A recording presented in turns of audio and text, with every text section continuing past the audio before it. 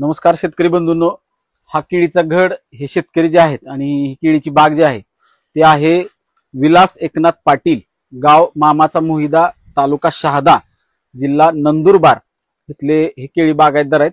आणि एकूण रोपांची संख्या किती विलास काका? 4,000 रोपांचा हा प्लॉट आहे. अंतर किती ठेवलेलं आपण? 5x6.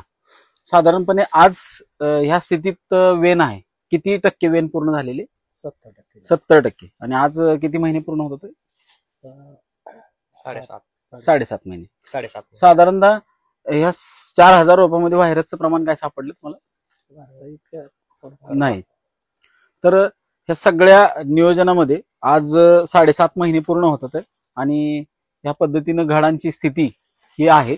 चांगल्या पद्धतीचा प्लॉट हा तुम्हाला बघता येईल. नंदुरबार जिल्हा आहे, तालुका शहादा आणि गाव आहे